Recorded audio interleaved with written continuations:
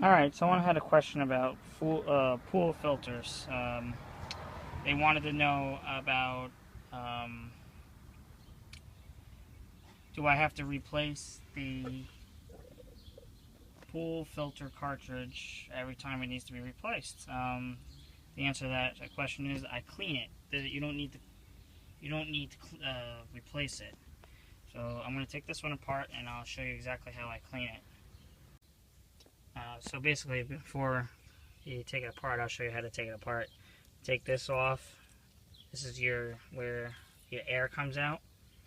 Before you do that though, you should turn off the valves like I've just forgot to do.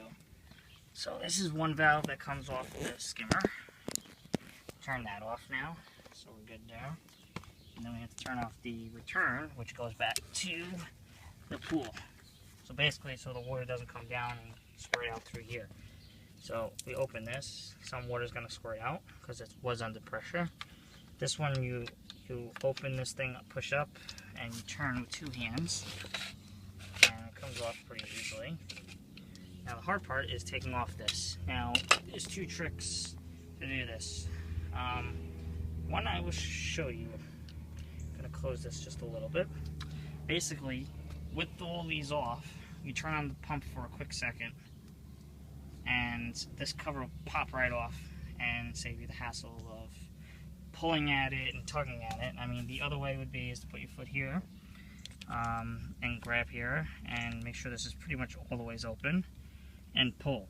And it's very hard like it is just right now, which I can't do with one hand. I have to use two hands. So we can go over here and just turn here. I'll zoom in here so you guys can see.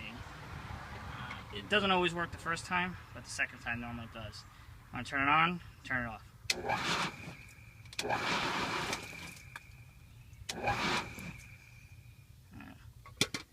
Didn't do what I wanted it to do, but it should be a lot easier to pull off.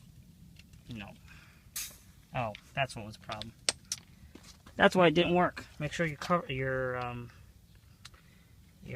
valve for the air can leak out, and then it should work fine. Then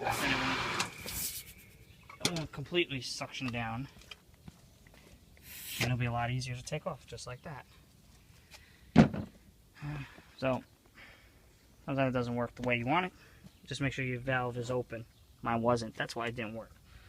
So basically, pull out the cartridge. Oh, it's a little dirty. We'll clean it. Why not? Since I have it out. This one's not really. I cleaned this about 3 days ago, so this is not really dirty. But I'll do it for the sake of doing it, just to show you guys. This is what is it called? The Aqua Comb. Why is this not focusing? There we go. Aqua Comb.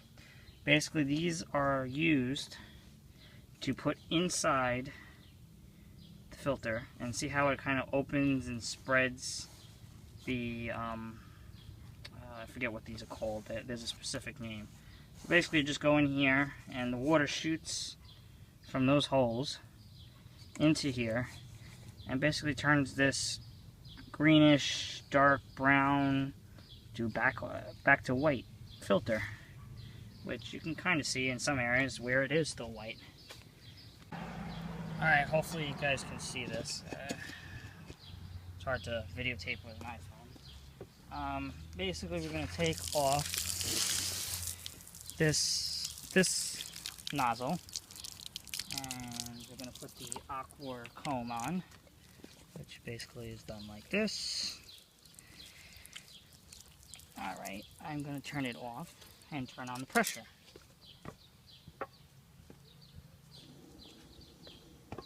Hose is on and ready for action. So basically, just want to make sure we're in frame here. I'm going to make sure you tighten it. So, this is an awkward angle, but hopefully you guys can see it. Yeah, I think you can.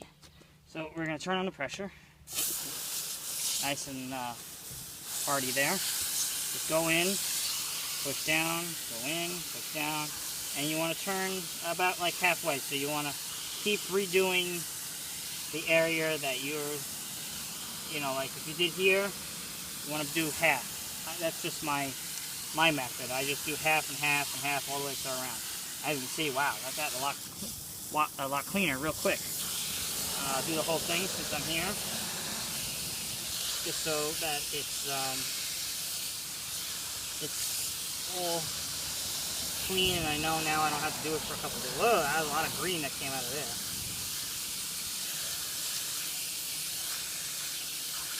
So some spots you're going to get more green because of where the water comes in and how it collects around the filter before it starts using the rest of the filter. Sometimes, like around here, I just use the pressure just to get around, right around the this clamp here, which is very crucial to keep the ridges straight and same way. So really, we're done here. And that's pretty much how easy and not that hard it is to clean your filter. And it's back white. You can even look in between. There's really not much debris in there at all. Not bad. Alright.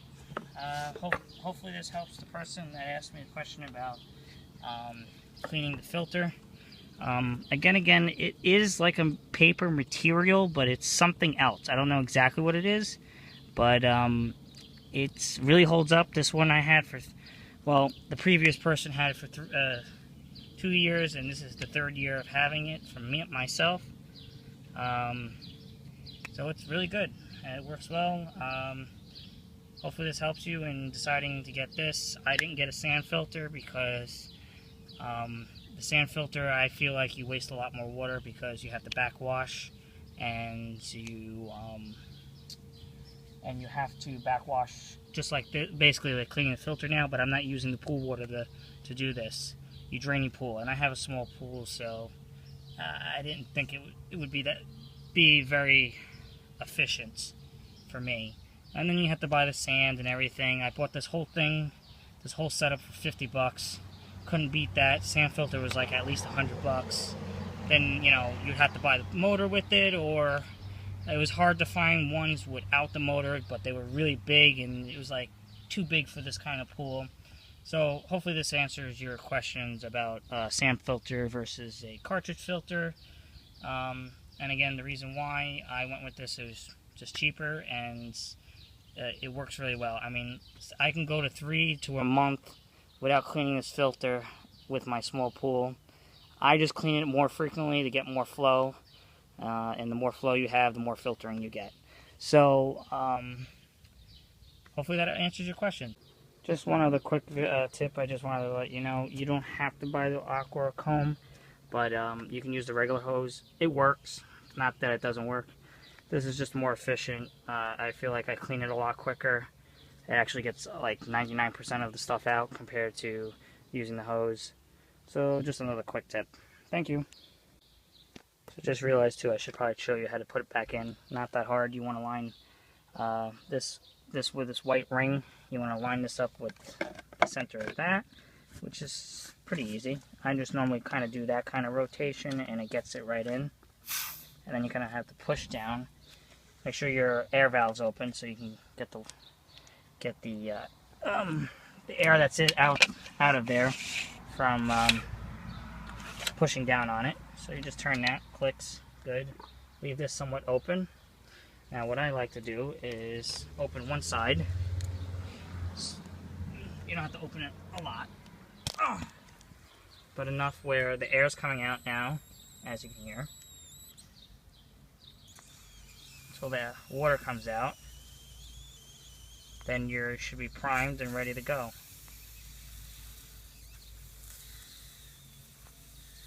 Oh, there we go. Water's coming out. Just turn this nice and tight. I normally bring a wrench out for this, but these kind of things work too. I just have one of these handy things around here. Just make it nice and tight. Do a little bit more. It's leaking. This one is very weird. When you start tightening, it gets hard, but then you think it's tight, but it's not. You have to keep tightening. Once you get past the hard part, it just gets really snug. So just tighten it up a little bit more here. Sorry that it's coming out of frame. So that's all good. So now we're going to turn this on fully. And turn this one on fully. And then you're ready to filter again.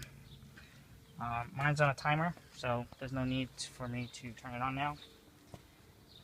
This handy dandy little timer works really well. I have my pool go on at 2 o'clock in the morning, or was it 1:30? I think it's 2 o'clock in the morning.